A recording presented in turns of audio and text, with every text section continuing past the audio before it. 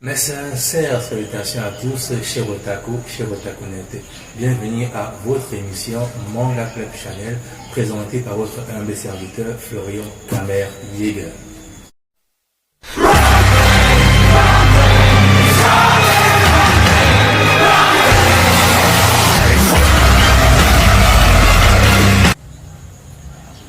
Rebonjour à tous, nous parlerons d'un concept familier mais étranger pour certains, le club Dorothée.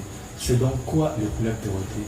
C'est la quintessence de l'enfance de tout un otaku d'avant et d'aujourd'hui. Le club Dorothée, ou alors Club Do en abrégé, est une émission télé destinée à la jeunesse qui était diffusée sur la chaîne TF1 début septembre 1987 jusqu'au 30 août 1997. Elle était animée et présentée par la star Dorothée, de son vrai nom Frédéric. La chaîne était produite par AB Productions dans le temps. Il y aurait vraiment beaucoup à dire sur le sujet, mais concentrons-nous sur l'essentiel. Dans ses débuts, le club Dorothée était divisé en 3 émissions bien distinctes. Dorothée matin, Dorothée après-midi et Dorothée dimanche matin. Un an plus tard, ces 3 émissions ont été réunies en une seule avec un titre générique, Club Dorothée. Suite à un record d'audience de son précédent, elle est devenue l'émission télé à excellence des enfants. Dans le temps, elle rediffusait des programmes assez classiques et vieillots comme Bisounours, Goldorak ou encore Candy. Mais plus tard, elle s'est refait une jeunesse avec des programmes beaucoup plus récents, Dragon Ball Z, Les Jumeaux du bout du monde, Chevalier du Zodiac, Princesse Sarah, Embrasse-moi Lucie, Jeanne et Serge. Étant donné son gain de popularité, le club Dorothée est très vite devenu un programme hebdomadaire et un phénomène mondial. Ce club était apprécié par les enfants de tous les pays. Malheureusement, elle a connu plusieurs polémiques, dont principalement des dessins animés qu'on a caractérisés de sanglants et de violents. Tout a commencé avec Ken le Survivant et ensuite Dragon Ball Z. Après cela, c'était la descente aux enfers. Mais on va vous épargner les détails assez sordides.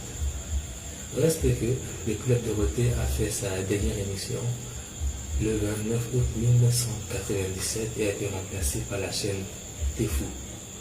C'est triste. Ce fut un déchirement, un choc pour tous les fans, petits et grands, hier et aujourd'hui. Au-delà des rubriques divertissantes, autres jeux télé et j'en passe, le club Dorothée jouait également dans des sitcoms à succès produits par AB Productions. Il s'agit principalement du Miel et les abeilles, Hélène et les garçons, Premier baiser, et la philo selon qui, sans oublier les muscles. Des grands succès qui nous font rêver encore aujourd'hui. Ces programmes sont encore disponibles sur la chaîne AB1.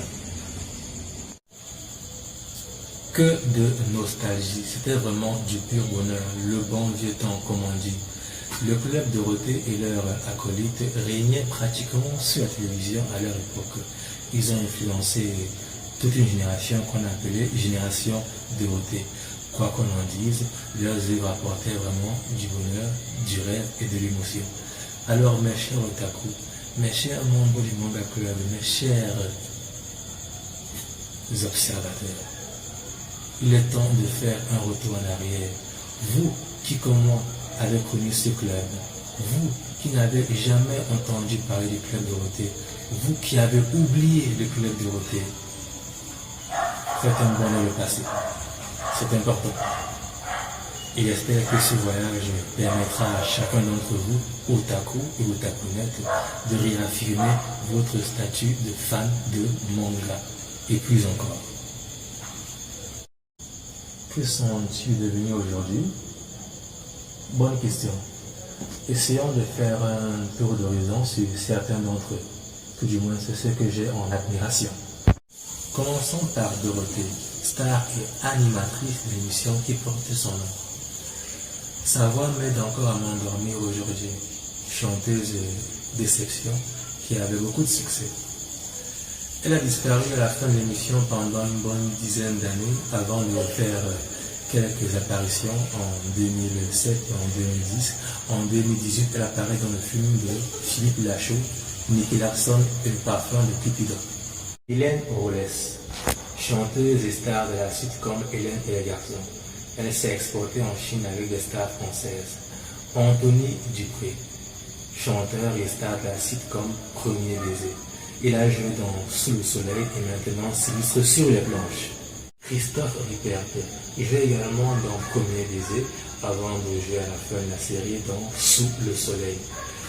Après ça, il s'est lancé dans la chanson. Bernard Minet, icône des enfants.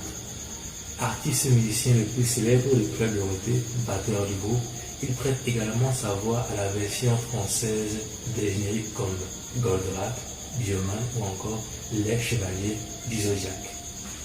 Bien sûr, j'en oublie d'autres évidemment, et certains d'entre nous ont quitté, hélas.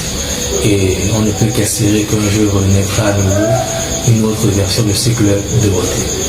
C'était tout pour aujourd'hui. Si vous avez des questions, commentaires à partager, n'hésitez pas.